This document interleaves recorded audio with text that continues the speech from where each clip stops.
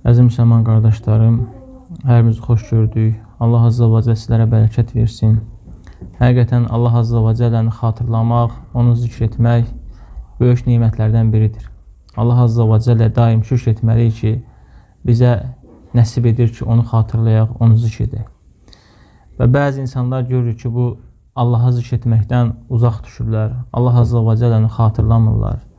Bunun da 4 səbəbi var. Yəni, insan Allahdan niyə uzaq düşür? Allah'ı niyə xatırlamır? Ölümü niyə xatırlamır? 4 səbəb var. Birinci səbəb nəfsdir. Nəfs imkan vermir ki, insan Allah Azza və Cəlləyə yaxınlaşsın. Çünki Allah Azza və Cəllə Quran-ı Kərimdə buyurur ki, İnnən nəfsə ləəmməratun bis-su. Həqiqətən nəfs insana pisliklərə əmr edir. Nəfs insana yaxşılıqlara əmr etmir. Ancaq işi gücü pisliyi əmr etməkdir. Görürsünüz ki, yəni insan ibadət eləmək istəyir, insan gecə namazına qalxmaq istəyir, insan gündüz oruclar tutmaq istəyir, amma nəfs imkan vermir. Nəfs imkan vermir ki, sən gecə namazına qalxasan və yaxud nəfs imkan vermir ki, sən gündüz orucları tutasan və yaxud hansısa bir xeyri yerinə yetirmək istəyirsən, nəfs onun qarşısını alır. Ona görə ki, əziz qardaşlarım, nəfsin işi insanı pisliyə sövq etməkdir. Yaxşılığı insana təlqin etmir nəfs. Məsələn, görürük ki, bir müsəlman qardaşla nəsə aranızda mübahisə düşür, yəni anlaşılmamazlıq olur. Nəfs birbaşa gəlir, deyir ki, onun qeybətini et, eyblərini aç və s. pisliklərə əmr edir. Demir ki, bağışla, eyblərini ört, keç günahından. Belə şeylər təlqin etmir insana, ancaq pisliyi əmr edir. Ona görə əziz qardaşlarım, nəfsi sıxıb saxlamaq lazımdır. Nəfsi qorumaq lazımdır. Çünki nəfs insanı təhlükəyə aparır. Nəfs insanı Allahdan uzaqlaşdırır. Nəfs insanı bütün xeyirlərdən uzaqlaşdırır. Nəfs insanı əxlaqsız olmaqdan uzaqlaşdırır. Yəni, insan əxlaqlı ola bilmir əgər nəfsinə hakim olmasa. Ona görə nəfs üzrə çalışmaq lazımdır və nəfsi mutmain etmək lazımdır. Nəfsi itaətkar etmək lazımdır. Yəni, zikr etmək lazımdır, çoxlu ibadət etmək lazımdır, orucları tutmaq lazımdır, tövhidi öyrənmək lazımdır və Allah Azza və Cəlləni səna etmək lazımdır, onu tərifləmək lazımdır ki, Allah Azza və Cəllə sənin qəlbindən o pislikləri aparsın, o kini, kudurəti aparsın. Və deməli, əziz qardaşlarım, insanı Allahdan uzaq salan birinci səbəb nəfsdir. Həqiqətən nəfs təhlükəli bir şeydir. İkinci isə, əziz qardaşlarım, insanı Allahdan uzaqlaşdıran dünyadır.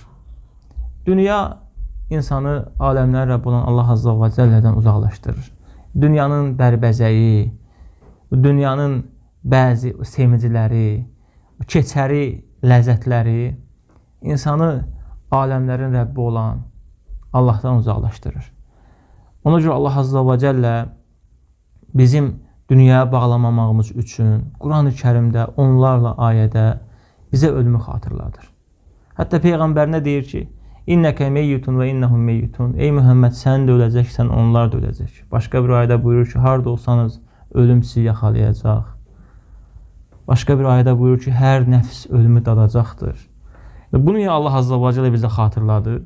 Bildirir ki, siz öləcəksiniz, mənə qaytarılacaqsınız. Dünya sizin əbədi məskanınız deyil. Siz əbədi orada qalmayacaqsınız. Dünyada ancaq siz oyun-oyuncaqla məşğul ola bilərsiniz. Bərbəzəklə məşğul ola bilərsiniz. Bir-birinizdən iftixar etməklə məşğul ola bilərsiniz. Və yaxud da övlad uşaq çoxaltmaqdan ibarətdir bu dünya. Dünya budur, həqiqətən də. Dünyanın ləzzətləri keçicidir, ötəridir. Bu dünyadan sənə heç nə qalmayacaq. Yalnız salih əməllərdən başqa. Bu dünya ancaq sənə peşmançılıq verəcək. Əgər bu dünyada Allaha yönəlməmsənsə, vaxtını, həyatını, hər şeyini Allaha sərf etməmsənsə, bu dünyada keçirdiyin hər saniyə görə, hər dəqiqəyə görə, hər saatına görə peşman olacaqsın. Ona görə də Peyğəmbər sallallahu aleyhi və səlləm dünyaya bağlanmamışdı. Dünyada zahid idi. Peyğəmbər sallallahu aleyhi və səlləm bir hədisdə buyurur ki, dünyada necə ol? Dünyada bir ağacın kölgəsindən keçən bir şəxs kimi ol. Dünya belə bir yerdir, belə bir məkandır.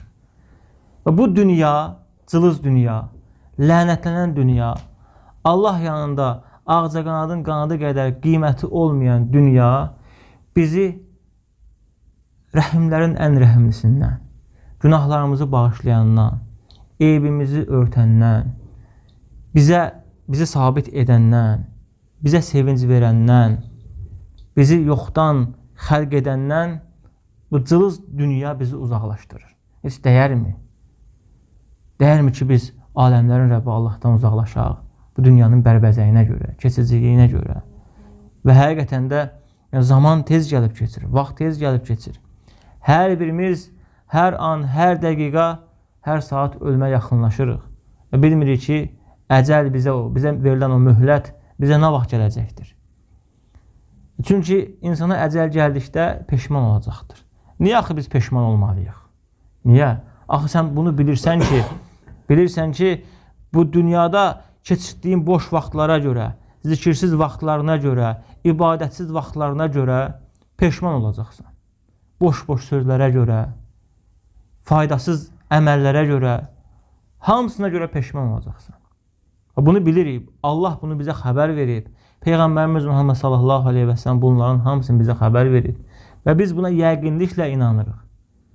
Mövcudluğumuza necə inanırıqsa, varlığımıza necə inanırıqsa, Allahın və Rasulunun bizə xəbər verdikləri o proseslər ki var, onların olacağına da elə inanırıq. Əgər şübhə varsa bizdə, onda bizim imanımız yoxdur. Çünki şək imanı silib aparır. Hamısına biz inanırıq, amma müvəffəq ola bilmirik. Bəzən müvəffəq ola bilmirik. Yəni, dünya bizi hara aparır, görürsünüz. Ətrafını gör. Bax, gör, ətrafını dünya hara aparıb çıxardıb. Sonları haradır onların. Nə edirlər? Əməllərinə baxın, hərəkətlərinə baxın, davranışlarına baxın. Dünyavi insanları tanımaq olur. Yəni, dünya əhlini tanımaq olur. Hamınız dünya əhlini bilirsiniz. Ailələrin bilirsiniz, tərbiyələrin bilirsiniz, onların rahatlığını bilirsiniz. Görün, rahat yaşayırlar, xoşbəxtdirlər. Baxın onlara. Dünya əhlidirlər. Həyatlarını dünyaya sərf edirlər. Yox, əziz qardaşlarım, heç biri xoşbəxt ola bilməz. İnsan yalnız Allahı xatırlamaqla, Allahı səna etməklə, Allahı öyməklə, ona tövbə etməklə, ondan bağışlama diləməklə, günahların boynunu almaqla, təqsirlərinə görə Allahdan əfv diləməklə rahatlıq tapa bilir. Əks halda xoşbəxt ola bilməz. Ona görə əziz qardaşlarım, dünya bizi Allahdan uzaqlaşdırmamalıdır. Əgər dünya əhli olarıqsa, qəlbimiz qaralar, qəlbimizi zülmət bürüyər. Allah Azza və Cəllənin bizə verdiyi o hidayət nemətindən uzaqlaşa bilərik. O hidayət neməti azala bilər. Əlhəmdülillah, Allah Azza və Cəllə bizləri sabit edib. Ona tövhidlə ibadət edirik. Ona heç nəyə şərik qoşmuruq. İbadətlərimizi, namazlarımızı yerinə yetiririk, oruclarımızı tuturuq və s. İslamın digər şərtlərinə əməl edirik. Bu neymətlərə görə Allaha həmd, şükür edib Allaha dua etmək lazımdır ki, Allah Azza və Cəllə bizim qəlbimizi çevirməsin. Qəlbimizi öz üzərində sabit etsin. Bu neymətə görə Allaha təşəkkür etmək lazımdır və dünyanın həqiqətini bilmək lazımdır. Çünki hər biriniz bilirsiniz, Cibril əleyhissalam gəlib Peyğəmbər sallallahu aleyhi və səlləmə deyir ki, ey Muhammed, nə qədər yaşayırsan yaşa, bil ki, öləcəksən. Biz də öləcəyik və bu dünyada bizi tərk eləməyən yalnız bizim sadiq dostumuz, salih əməllərimiz olacaqdır. Bizlə qəbrə yalnız salih əməllər daxil olacaq. Başqa heç bir şey dünyadan bizlə qəbrə daxil olmayacaq. Yalnız salih əməllərimizdən başqa. Yəni, bizi tərk eləməyən yeganə sadiq dostumuz aləmlərin Rəbbi olan Allah Azza və Cəllədir. O bizi heç bir zaman tərk eləməyəcək. Bizi həm bu dünyada sabit sözlə sabit edəcək, həm də qəbirdə La iləhə illallahla sabit edəcək. Odur bizi sabit edən. Odur bizə qüvvət verən, iman verən, imanımızı gücləndirən. Odur bizdən qəm, kədər, qüssəni aparan. Allah Azza və Cəllə bizlərə dünyadan uzaqlaşmağı əmr edir. Yəni, dünyanı qəlbimizə salmamağı əmr edir. Dünyada olan dünyavi işlər, nəslini oradan götürməlisən. Amma dünya bağlanmamalısan. Çünki bu dünya xəyanətkardır. İnsan qəbrə qoyulduqda, bilirsiniz, yəni insan öldükdə onun ruhu çıxır və mələklər onun ruhunu Allah dərgahına aparırlar. Sonra qəbrə qoyulduqdan sonra Mələklər gəlir onu sorğu eləməyə. Və qəbrə qoyduqdan sonra ruh onun bədəninə qayıdır. Ruh onun bədəninə qayıdır və insanlar onun ətrafından çıxıb gedəndə ayılır. Yəni ayılır. Görür ki, hamı ətrafından çıxıb gedir. Burada bilirsiniz nə var? Burada bir hikmət də var ki, o insan, qəbirdə olan insan dünyanın nə qədər aciz, cılız, xəyanətçi olduğunu bilir. Hər şey onu tərk etdi. Hər şey, ən yaxınları, həyatını sərf etdiyi övladları, valideynləri, dostları, qardaşları hamı səni tərk edəcək. Allahdan başqa. Ona görə dünyaya çox bağlanmaq olmaz. Allaha bağlamaq lazımdır. Üçüncü səbəb, əziz qardaşlar, insanı Allahdan uzaqlaşdıran. Birinci dedik nəfsdir, ikinci dedik dünyadır. Üçüncü isə şeytan. Yəni, sənin düşmənlərinə bax, Allahu Akbar. Nəfsin, içində olan nəfsin, yaşadığın, içində olduğun dünya, sənin düşmənin. Üçüncü isə şeytanın, sənin yanında olan. Necə ki, qan damarlarda cəryan edir. Şeytan da elə bizim damarlarımızda cəryan edir. Yəni, bizdədir o. Bizi hər an azdırmaq istəyir. Pusqudadır. Bizi aldatmaq istəyir. Bizi hər an günaha sövq etmək istəyir bizi. İstəyir ki, biz azaq. İstəyir ki, Allahın rəhmətindən uzaqlaşaq. İstəyir ki, Allah Azza və Cəllə bizi bağışlamasın. Düşmənindir.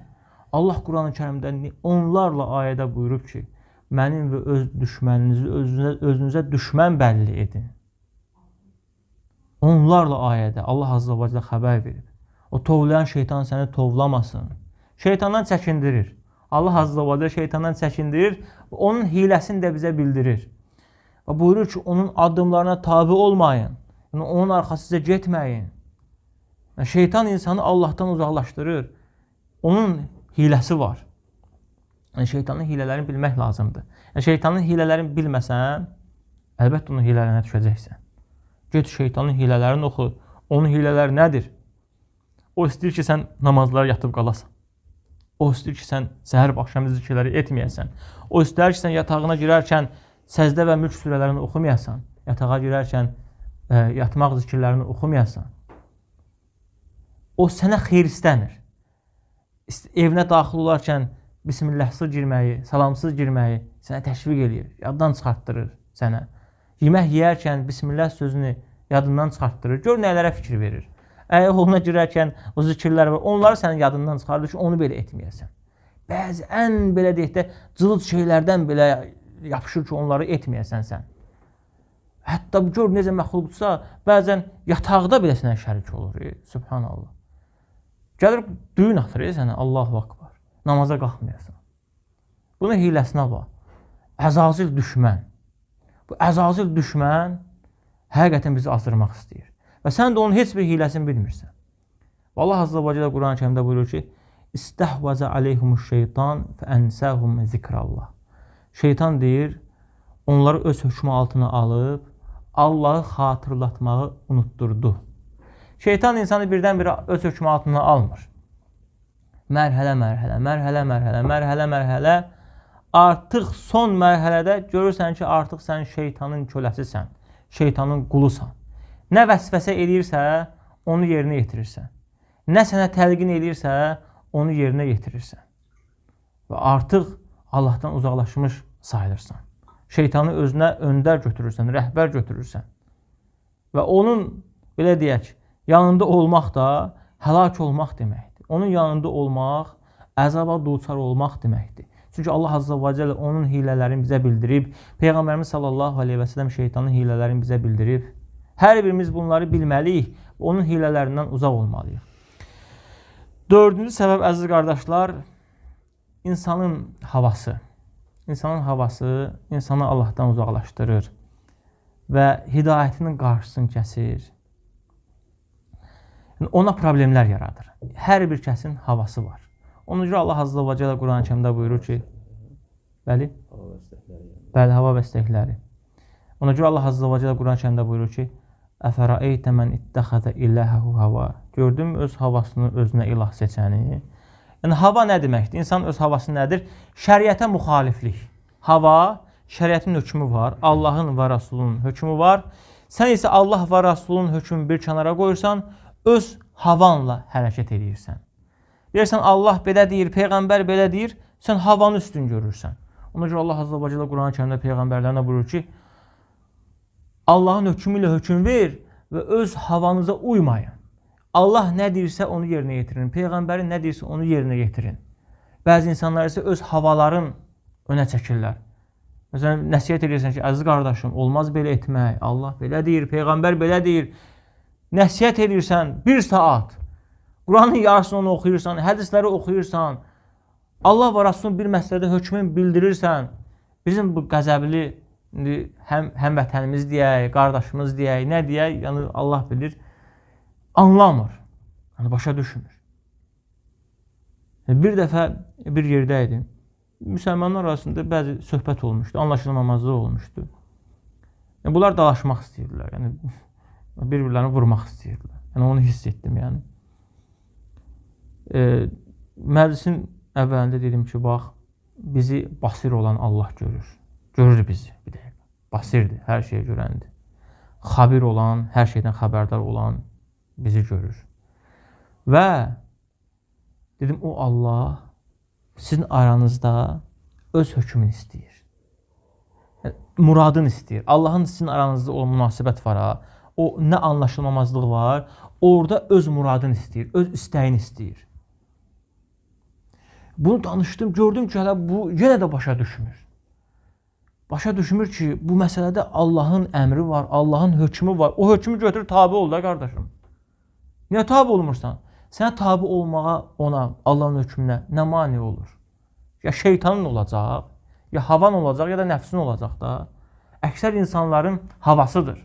Havası qoymur ki, insan Allah və Rasulun hökmünə tabi olsun. Allah və Rasulunun nəsiyyətini götürsün. Ona görə əziz qardaşlarım, insan çalışmalıdır, Allah və Rasulun hökmlərinə tabi olmalıdır. Hətta Allah Azza və Cəllə Quran-ı Kərimdə buyurur ki, Rəbbinə and olsun ki, onlar iman gətirməzlər. Aralarında olan mübahisələri sinə götürmədikcə və sən də onların arasında hökm vermədikcə və onlar da sənin hökmündən razı olmadıqca. Allah deyir bunu. Görün, nə qədər böyük məsələlərdir bunlar, ağır məsələlərdir bunlar. Bəzi insanlar görürsən ki, nəfslərin, havaların önə çəkirlər, Allah və Rasulun əmrini bir kənara qoyurlar. Bu da həqiqətən də insanın imanın naqisliyinə dəlalət eləyir. İnsanın xuşusunun azlığına dəlalət eləyir. Yəni, insanın, belə deyək, nə qədər aciz olmasına dəlalət eləyir. Yəni, insan Allahdan qorxmalıdır, Allaha təvəkkül etməlidir, Allaha pənah aparmalıdır. Və belə olan halda, əziz qardaşlarım, insan həm bu dində sabit olar, həm də axirətdə sabit olar. Yenidən təkrarlayım, yəni insanın qəlbinin möhürlənməsi və yaxud insanın Allahdan uzaqlaşmasının əsas başlıca səbəblərindən 4-ü bunlardır. Nəfsi, dünya, havası, bir də şeytan. Ona görə əziz qardaşlarım, bunları bilin ki, qəlbiniz bağlanmasın və Allahdan uzaq düşməyəsiniz. Bu qədər Allah Azza və Cəllə eşidib faydalarını etsin.